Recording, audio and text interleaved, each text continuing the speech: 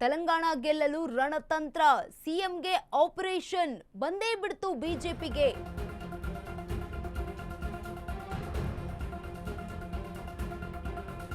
ಬಂದೇ ಬಿಡ್ತು ಬಿಜೆಪಿಗೆ, ನಿನ್ನನ್ನ ಮತ್ತಷ್ಟು ಬೆಳೆಸ್ತೇವೆ. ತೆಲಂಗಾಣ ಸಿಎಂಗೆ ಪ್ರಧಾನಿ ಮೋದಿ ಪರೋಕ್ಷ ಆಫರ್ ಅನ್ನ ನೀಡಿದ್ದಾರೆ. 2028ಕ್ಕೆ ತೆಲಂಗಾಣದಲ್ಲಿ ನಡೆಯಲಿದೆ ಚುನಾವಣೆ. ಮುಖ್ಯಮಂತ್ರಿಗಳೇ ಗಾಳ ಹಾಕಿದ್ರ ಪ್ರಧಾನಿ ನರೇಂದ್ರ ಮೋದಿ. ತೆಲಂಗಾಣ ಗೆಲ್ಲಲು ರಣತಂತ್ರ, ಸಿಎಂಗೆ ಆಪರೇಷನ್ ಬಂದೇ ಬಿಡ್ತು ಬಿಜೆಪಿಗೆ, ನಿನ್ನನ್ನ ಮತ್ತಷ್ಟು ಬೆಳೆಸ್ತೇವೆ. ತೆಲಂಗಾಣ ಸಿಎಂಗೆ ಪ್ರಧಾನಿ ಮೋದಿ ಪರೋಕ್ಷ ಆಫರ್ ಅನ್ನ ಕೊಟ್ಟಿರುವಂತದ್ದು. 2028ಕ್ಕೆ ತೆಲಂಗಾಣದಲ್ಲಿ ಚುನಾವಣೆ ನಡೆಯಲಿದೆ.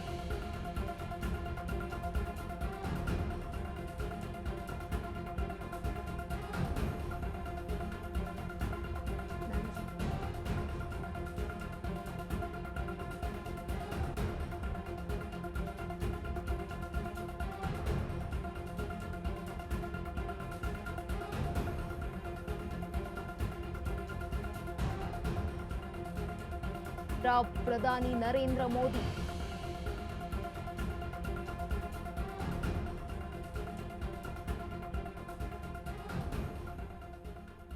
ತೆಲಂಗಾಣ ಗೆಲ್ಲಲು ಇದೀಗ ರಣತಂತ್ರವನ್ನ ರೂಪಿಸಿರುವಂತೆ ಕಾಣ್ತಾ ಇದೆ. ಬಂದ್ಬಿಡು ಬಿಜೆಪಿಗೆ, ನಿನ್ನನ್ನ ಬೆಳೆಸ್ತೀನಿ ಅಂತ ಆಫರ್ ಕೊಟ್ಟಿದ್ದಾರೆ ಪರೋಕ್ಷವಾಗಿಯೇ ತೆಲಂಗಾಣ ಸಿಎಂಗೆ. 2028ಕ್ಕೆ ತೆಲಂಗಾಣದಲ್ಲಿ ನಡೆಯಲಿದೆ ಚುನಾವಣೆ. ಮುಖ್ಯಮಂತ್ರಿಗೆ ಈಗ ಗಾಳ ಹಾಕಿದ್ರ ಪ್ರಧಾನಿ ನರೇಂದ್ರ ಮೋದಿ ಅನ್ನುವಂತಹ ಪ್ರಶ್ನೆ, ಪರೋಕ್ಷವಾಗಿಯೇ ಆಹ್ವಾನವನ್ನ ನೀಡಿದ್ರ ಅಂತ. मैं रेवंता जी से कहूंगा कि 10 साल के शासन में भारत सरकार ने जितना गुजरात को दिया वो मैं आपको देने को तैयार हूं, लेकिन मेरी जानकारी से मैं आपको बता देता हूं कि जैसे ही मैं ऐसा करूंगा आपको जो अभी मिल रहा है वो आधा हो जाएगा. आप जहां पहुंचना चाहते हैं नहीं पहुंच पाएंगे, और इसलिए अच्छा है कि मेरे से ही जोड़ो.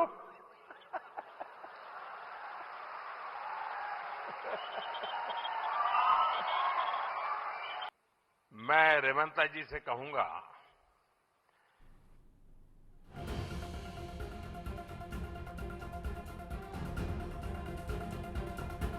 ತೆಲಂಗಾಣ ಕಾಂಗ್ರೆಸ್ ಸಿಎಂಗೂ ಆರ್ಎಸ್ಎಸ್ಗೂ ನಂಟಿದೆ. ಒಂದು ಕಾಲದಲ್ಲಿ ಎಬಿವಿಪಿ ಕಾರ್ಯಕರ್ತರಾಗಿದ್ದ ರೇವಂತ್ ರೆಡ್ಡಿ ಕಾಲೇಜು ದಿನಗಳಲ್ಲಿ ಬಿಜೆಪಿ ವಿದ್ಯಾರ್ಥಿ ಘಟಕದ ಎಬಿವಿಪಿ ಸದಸ್ಯ ಆಗಿದ್ರು. ಚುನಾವಣಾ ರಾಜಕೀಯಕ್ಕೆ ಬಂದಾಗ ಬಿಜೆಪಿಯಿಂದ ಅಂತರ ಕಾಯ್ದುಕೊಂಡಿದ್ರು. ಪಂಚಾಯತ್ ಚುನಾವಣೆಯಲ್ಲಿ ಪಕ್ಷೇತರ ಅಭ್ಯರ್ಥಿಯಾಗಿ ಗೆಲುವು ಸಾಧಿಸಿದ್ರು. 2007 ಪರಿಷತ್ ಚುನಾವಣೆಯಲ್ಲಿ ಸ್ವತಂತ್ರವಾಗಿ ಸ್ಪರ್ಧಿಸಿ ಗೆಲುವು ಸಾಧಿಸಿದ್ರು.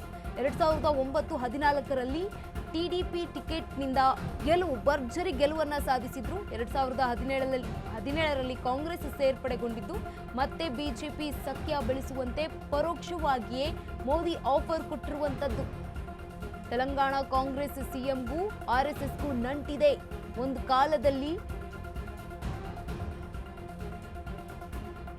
ಒಂದು ಕಾಲದಲ್ಲಿ ಎಬಿವಿಪಿ ಕಾರ್ಯಕರ್ತರಾಗಿದ್ದ ರೇವಂತ್ ರೆಡ್ಡಿ ಕಾಲೇಜು ದಿನಗಳಲ್ಲಿ ಬಿಜೆಪಿ ವಿದ್ಯಾರ್ಥಿ ಘಟಕದ ಎಬಿವಿಪಿ ಸದಸ್ಯರಾಗಿದ್ರು. ಚುನಾವಣಾ ರಾಜಕೀಯಕ್ಕೆ ಬಂದಾಗ ಬಿಜೆಪಿಯಿಂದ ಅಂತರವನ್ನ ಕಾಯ್ದುಕೊಂಡಿದ್ರು ತೆಲಂಗಾಣ ಸಿಎಂ ರೇವಂತ್ ರೆಡ್ಡಿ ಅವರು.